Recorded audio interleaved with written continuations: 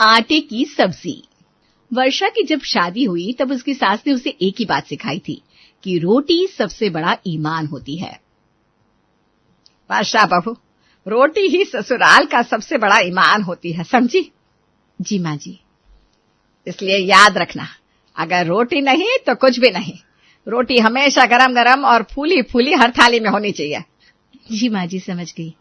बस ये बात हमारे वर्षा के दिमाग में कुछ इस तरह फिट हुई है कि आटे की रोटी के अलावा उसे और कुछ दिखता ही नहीं। जब तक उसके पति थे तब भी वो आटे की गरम गरम रोटियां बनाती थी और उसने अपने दोनों बेटों को भी यही आदत डाली हुई है कि आटे की रोटी ही बेस्ट होती है, चावल तो बस कभी कभार ही खाने चाहिए। ये लो गरम गरम रोटी, लो अब कुछ दिन माँ के हाथ की रोटियां खा लो भैया, इसके बाद तो आपको भाभी के हाथ का ही खाना खाना है। हाँ, युवराज सही कह रहा है। मैंने सुना है नंदिनी बड़ा ही अच्छा खाना बनाती है। हाँ, रोज रोज नए नए डिशेस की फोटो तो भेजती रहती है वो। वाह, फिर तो सबके मजे ही है, क्योंकि मुझे भी ऐसी बहू चाहिए थी जो रोज कुछ अलग सा ही बनाए। हाँ, भाभी आएंगे तो कुछ अलग सी ही सब्जी खाने को मिलेगी। वो बात भी सही है। अब मेरी तो उम्र हो गई है, मुझसे इतना ताम झाम अब होता नहीं ज्यादा। वो आएगी तो उससे बनवा देना रोज अलग अलग पकवान। उसे बहुत शौक है खाना बनाने का। होना भी चाहिए, आखिर इंसान रोटी के लिए ही तो काम करता है। रोटी ही सबसे बड़ा ईमान है। अब माँ आपके भी आराम के दिन आने वाले हैं, बस अगले महीने की राह देखिए। अब विराज के साथ अगले महीने की राह तो सब लोग देख ही रहे थे। नंदिनी भी अपने होने वाले ससुराल में एक अच्छी बहू बनने के लिए जोरों शोरों से तैयारी कर रही थी। अरे ये क्या कुकिंग बुक्स लिखती रहती है सारा दिन नंदिनी बेटा? सबको पता है तू अच्छा खाना बना लेती है। अरे मम्मी, यहाँ खाना बनाने में और ससुराल में अपने खाने से सबका दिल जीतने में काफी फर्क होता है। अरे लेकिन तू एक बार उन्हें अपने हाथों की बिरयानी खिलाएगी ना, सब लोग तेरे कायल हो जाएंगे। आप ना बस यूं ही मेरी तारीफ करती रहती है। अरे अपनी बेटी की तारीफ नहीं करूंगी तो किसकी करूंगी अब? और मैं बेफिजुल में तेरी तारीफ नहीं कर रही हूँ, तू सच में अच्छा खाना बनाती है। मम्मी, मैं चाहती हूँ जिस तरह आप मेरी तारीफ कर रहे हैं ना, उसी तरह मेरी सास भी मुझसे इम्प्रेस हो जाए बस। क्योंकि अगर ससुराल में आपसे आपकी सास खुश है तो समझो आपका पूरा ससुराल भी आपसे खुश है। ये बात उन्हें 16 ने सच कही। वैसे मैं तुझे एक अंदर की बात बताती हूँ, तेरी दादी ना मुझसे कभी खुश नहीं रहती थी। मैं चाहे कितना भी अच्छा खाना बना लूं, कितना भी अच्छा काम क्यों ना कर लूं, न जाने कहां से मेरे काम में खाने में मिनमेट निकाल ही लेती थी। इसलिए तेरी बात सच है कि सास का दिल जीतना बहुत जरूरी है। देखा माँ, इसलिए मैं ये सब कुकिंग बुक्स देख रही हूँ, जिससे मैं उन्हें अलग अलग तरह की सब्जियां और पुलाव बनाकर खिला सकूं। ठीक है, देख ले और अपने साथ ले भी जाना ये बुक्स, क्योंकि मेरी सास तो अभी रही नहीं। ये सब तुझे ही मुबारक है। नंदिनी जहां अपनी सास का दिल जीतने के बारे में सोच रही थी, लेकिन बिना ये जाने कि शादी के बाद न जाने उसे क्या क्या नखरे उठाने पड़ सकते हैं। शादी में दूल्हा दुल्हन खाना खा रहे हैं। आप ये लीजिए मटर पुलाव। अरे नहीं, मटर पुलाव विकास को नहीं पसंद बेटा। लेकिन ये सच में अच्छा बना है, आप खाकर तो देखिए। नहीं बेटा, मैंने वेटर से कह दिया है, वो गरम गरम रोटियां लेकर आता ही होगा। शायद उन्हें पुलाव में मटर अच्छे नहीं लगते होंगे। कोई बात नहीं, शादी के बाद मैं उन्हें ऐसा पुलाव खिलाऊंगी जिसे खाकर वो उंगलियां चाटते रह जाएंगे। नंदिनी और विकास की शादी बड़े ही धूमधाम के साथ सफल हो गई। शादी के कुछ दिनों बाद आज नंदिनी ने रसोई का जिम्मा भी उठा लिया था।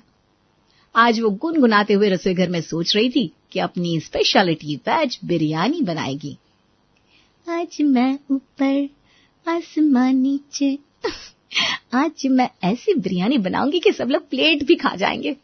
आज मैं ऊपर आसमान नीचे। अरे बहू, अब जमीन पर आ जा। उमा जी, मैं जरा खुश थी ना, इसलिए गुनगुना रही थी।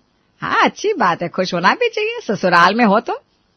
अच्छा, वैसे किस चीज की तैयारी कर रही हो? वो माँ जी वेज बिरयानी बनाने की तैयारी में लगी हुई थी। वो क्या है ना, मैंने हमेशा से सोचा था कि मैं ससुराल में पहली बार बिरयानी बनाकर ही खिलाऊंगी। अरे नहीं, ये पॉसिबल नहीं है। नहीं माँ जी, मुझे आती है बिरयानी बनाना, सच में। अरे बहू, यहाँ चावल हम कभी कभार ही खाते हैं और शादी में हमने बहुत चावल खा लिए हैं। तुम बस आटे की रोटियां बना दो और सबके लिए कोई सब्जी बना दो, पनीर ही बना दो। लेकिन अगर आपने शादी में चावल खाए हैं तो पनीर भी तो खाया होगा। एक बार आप बिरयानी खा कर तो देखिए मेरे हाथ की। अरे बहू, आटा इज द बेस्ट, समझा करो बात को। आज तुम आटे की रोटी और पनीर की सब्जी ही बनाओगी, ठीक है? चलो जल्दी करो, सब लोग खाने पर आते ही होंगे। शायद शादी में बहुत चावल खा लिए होंगे, इसलिए किसी का मन नहीं होगा। कोई बात नहीं, मैं कुछ दिनों बाद बना दूंगी। नंदिनी ने सोचा था कि वो किसी और दिन चावल बना देगी, लेकिन अब उसे इस घर में 1 महीना हो गया था, लेकिन उसकी सास अभी भी आटे पर ही अटकी हुई थी। ये देखो बहू, क्या लिखा है आज के अखबार में कि आटे में कितने सारे विटामिन होते हैं। आटा शरीर को मजबूती देता है। आटा एक संपूर्ण आहार माना जाता है। फिलहाल तो आटा मेरे लिए जहर बना हुआ है। अरे सुन नहीं रही हो क्या बहू?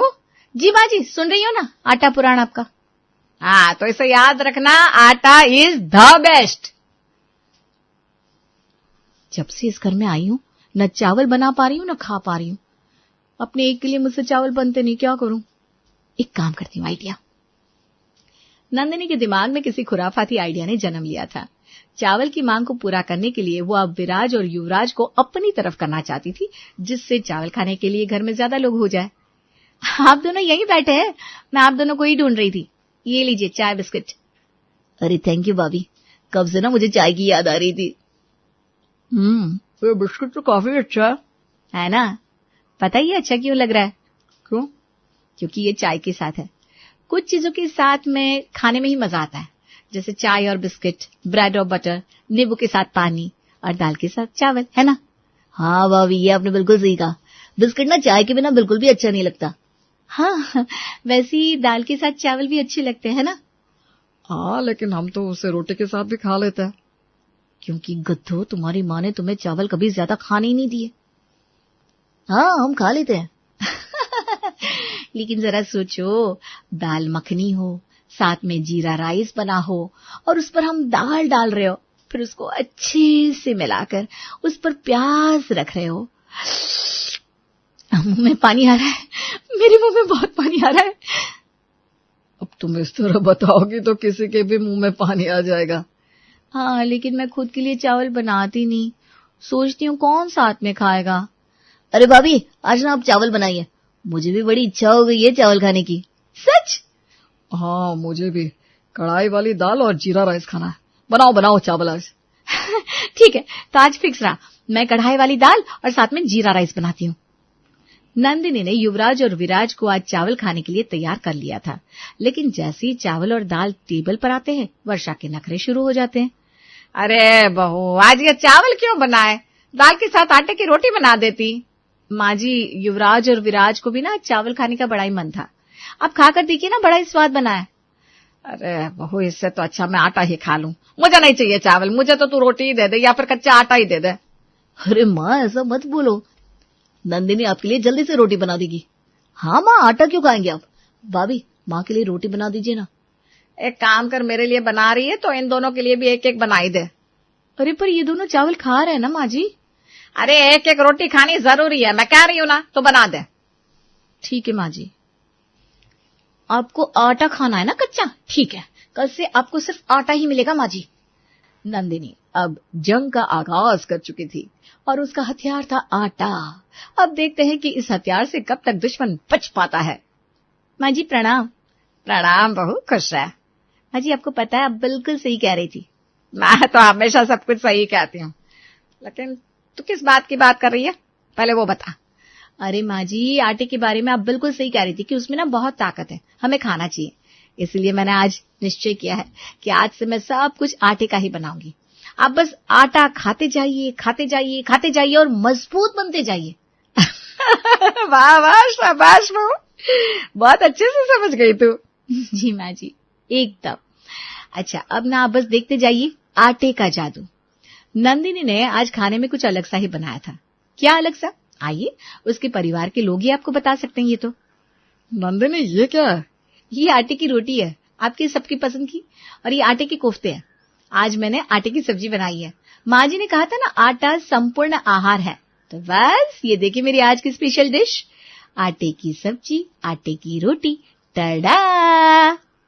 आटे की सब्जी कौन खाता है?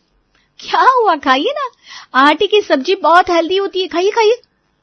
हाँ, बना दिए तो खानी तो पड़ेगी, और कोई ऑप्शन भी तो नहीं है।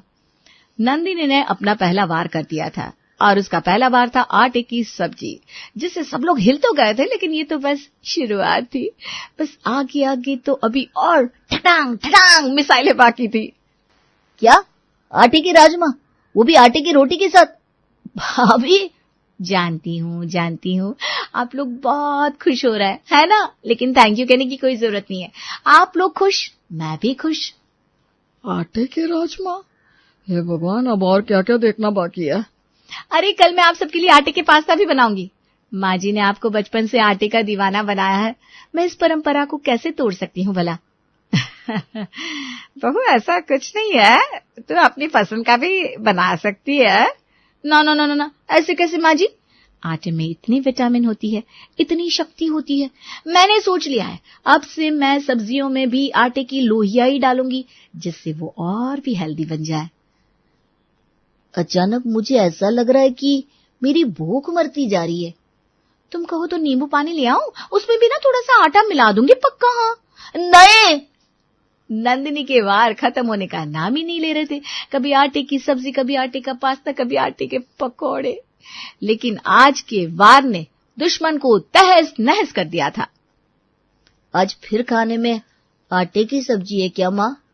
अरे नहीं, आज मैंने बहू से कहा है कि वो पराठे बना दे। चलो अच्छा, नहीं तो आटे की सब्जी खा खाकर अब तो मुझे सपने में भी आटे के चॉकलेट नजर आने लगे थे। अरे भैया, उस दिन भाभी ने मुझे आटे की दाल तक ऑफर कर दी थी। लेकिन चलो, आज तो कुछ अलग मिलेगा। पराठे के अंदर आलू मिलेंगे तो दिल को कुछ सुकून मिल जाएगा। ये लो, मैं आ गई आप सबके पराठे लेकर। ये रही ठंडी ठंडी दही। वाह, पराठे के ऊपर मक्खन भी नजर आ रहा है। अरे लीजिए आप सबके पराठे। माँ जी, ये रहा आपका। ये पराठा रोटी जैसा क्यों लग रहा है? पर हाँ, मुझे भी ऐसा ही लग रहा है कि मैं बस मोटी रोटी खा रहा हूँ। हाँ, तो ये आटे के पराठे है ना? तो आटे के पराठे? अरे, मैं हमारे घर की परंपरा कैसे तोड़ सकती हूँ, है ना माँ जी? बस, अब और नहीं। अब मैं तुझसे कह रही हूँ कि आटा अब हम और नहीं खा सकते। मुझे चावल चाहिए, पुलाव चाहिए, वो तू क्या बनाने वाली थी, बिरयानी चाहिए, पर अब मैं ये आटा नहीं खा सकती हूँ। लेकिन माँ जी, विटामिन। अरे भाड़ में गया विटामिन, तू बस चावल की शक्ल दिखा दे। अब इस आटे के डब्बे को यहीं फेंक दे। नहीं, बस और नहीं। आटे पे आटा, अब नहीं। हाँ नंदिनी, प्लीज इसे दूर करो हमारी नजरों से। अब और नहीं खाया जाएगा हमसे ये आटा। मैं तो आटा खा खाकर सिकी हुई रोटी बन चुका हूँ। अगर कुछ दिन और ये खाया ना तो तंदूर बन जाऊंगा। ठीक है, अब आप सब इतना ही कह रहे हैं तो मैं चावल ही बना देती हूँ, लेकिन कोई जबरदस्ती नहीं है। अगर आपको आटे की। नहीं। बनारस में रहने वाले पांडे जी का बहुत बड़ा और भरा पूरा परिवार था। परिवार में 2 बेटे, बेटियां, बहू, दामाद और नाती पोती सब थे।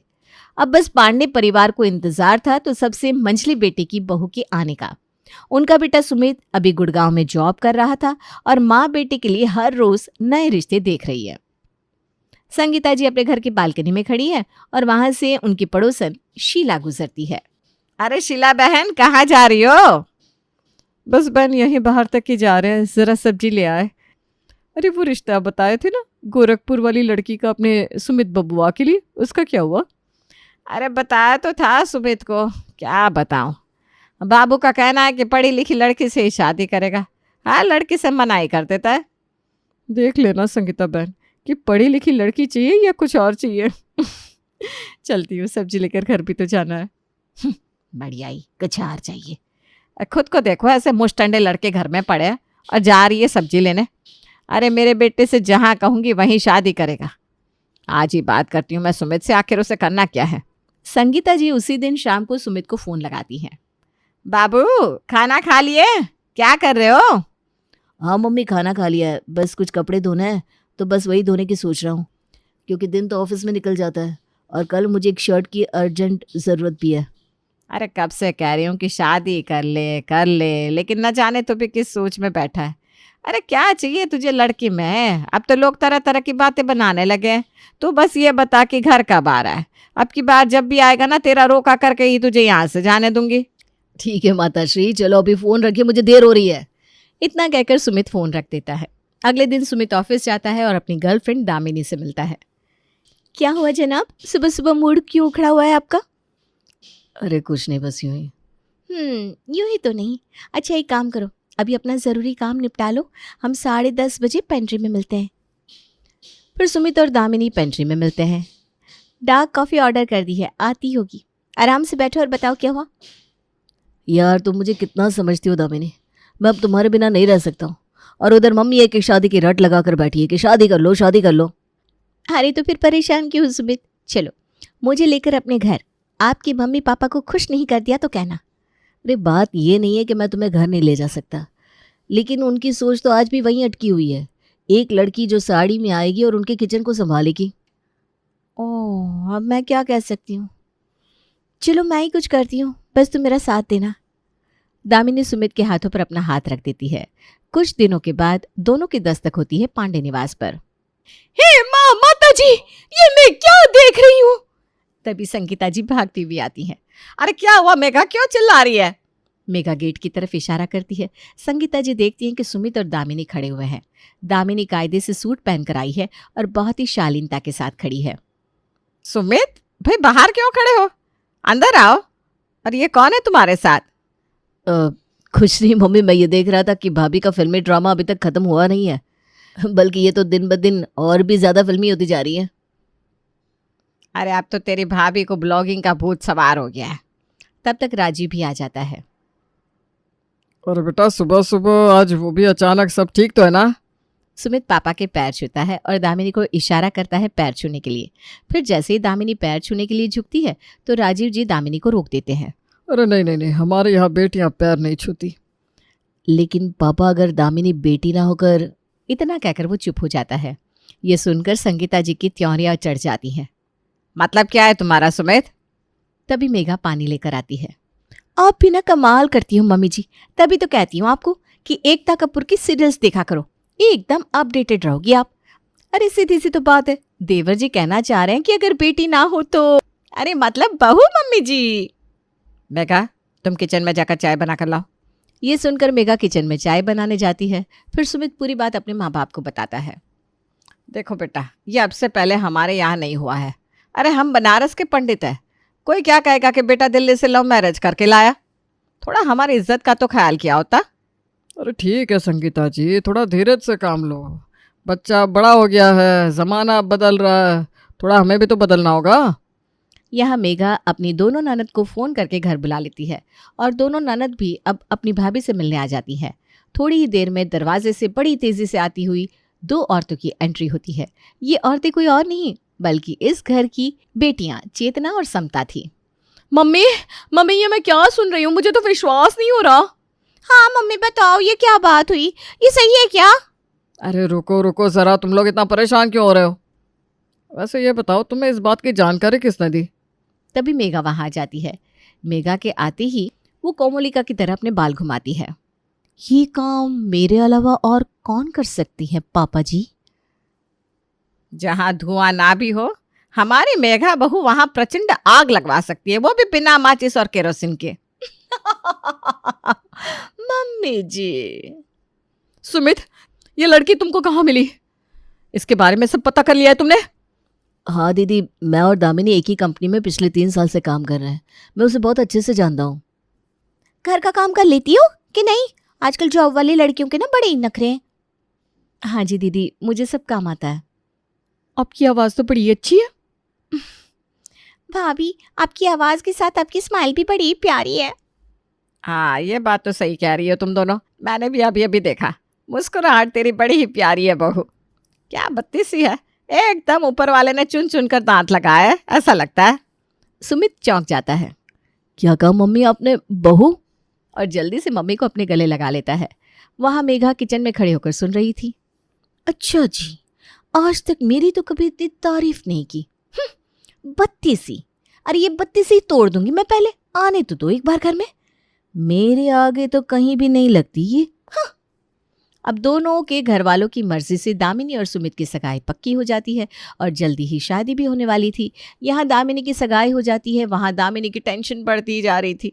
फिर एक दिन दामिनी अपने घर अपनी मम्मी से बात कर रही थी। दिखाई डेंटिस्ट को बेटा, क्या कहा डेंटिस्ट ने? डॉक्टर ने 3 दिन बाद फिर बुलाया, लेकिन मम्मी मुझे बहुत टेंशन हो रही है, मैं क्या करूँ, मुझे कुछ भी समझ में नहीं आ रहा। अरे बेटा घबराती क्यों है, सब अच्छा होगा। तू एक काम क्यों नहीं करती, मैं तुझसे कब से कह रही हूँ, तू एक बार ना हिम्मत करके सुमित को इस बारे में बता दे। नहीं नहीं मम्मी, मैं इस बारे में सोच भी नहीं सकती। और अब आज जब मैं इतने आगे आ चुकी हूँ तो मैं ये सोच भी नहीं सकती, क्योंकि मुझे पता ही नहीं है कि मेरी ये बात सुनकर सुमित क्या रिएक्ट करेगा। तो फिर अब तो सब कुछ ऊपर वाले पर छोड़ दे, जो होगा देखा जाएगा। हाँ मम्मी, वही ठीक रहेगा। ठीक है कहकर दामिनी अपने रूम में आ जाती है, लेकिन उसे नींद नहीं आती। अब अगले दिन वो सुमित से ऑफिस में मिलती है और दोनों बैठकर कॉफी पी रहे थे। अरे मेरी प्यारी सी बीवी को आज क्या हो गया? इतनी प्यारी सी स्माइल आज कहाँ गायब है? अच्छा, आपको भी मेरी स्माइल पसंद है? अरे इसमें पूछने वाली कौन सी बात है? मेरी बीवी की स्माइल इज बेस्ट। सच बोलूं तो मैं आपकी इसी स्माइल पर ही तो सबसे पहले फिदा हुआ था। क्या आप सच कह रहे हो क्या? अरे डर क्यों रही हो? नहीं, ऐसा कुछ नहीं है। अब तो दामिनी की टेंशन और बढ़ गई थी। आप लोगों के दिमाग की बत्ती भी बुझ गई ना कि आखिर ऐसी क्या बात है जिससे दामिनी इतनी घबरा रही है। चलिए ज्यादा पहेलियां नहीं बुझाते हैं, आपको बताते हैं दामिनी का एक टॉप सीक्रेट। दरअसल दामिनी जब पैदा हुई तो उसके दांत बड़े ही सुंदर थे, लेकिन जैसे ही दामिनी बड़ी हुई उसके दूध के दांत टूटे तो आगे कभी आए ही नहीं, जिसके लिए दामिनी के मम्मी पापा ने उसका बहुत इलाज करवाया।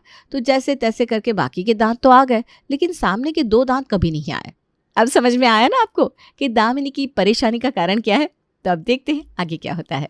दामिनी डेंटिस्ट के पास बैठी हुई है। लीजिए दामिनी जी, आपका ट्रीटमेंट हो गया, अब आपको 1 महीने बाद आना होगा। तो डॉक्टर, मतलब अगर 2 महीने तक नहीं आ पाई तो?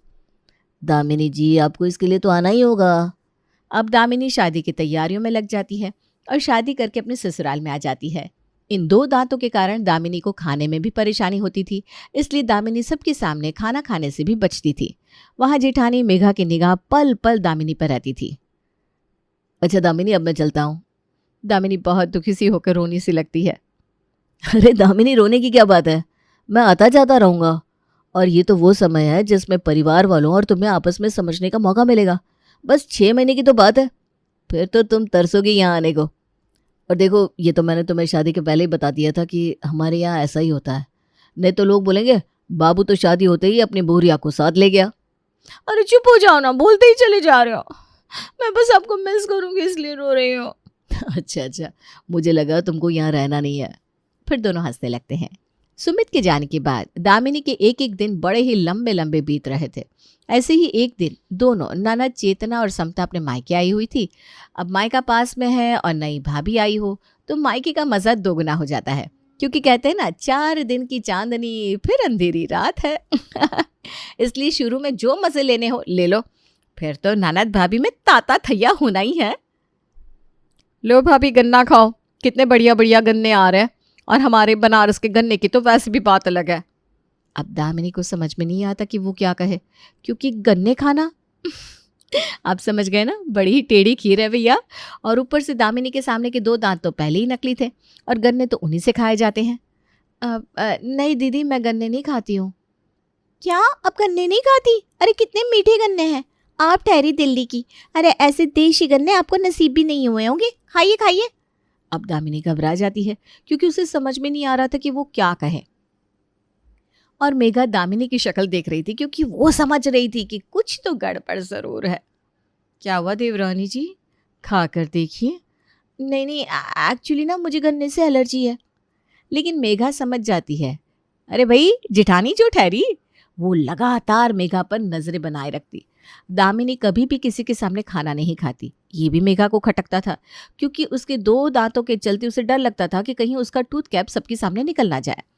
एक दिन सुबह सुबह दामिनी अपने रूम में तैयार हो रही थी, तभी मेघा अचानक से दामिनी के कमरे में घुस जाती है।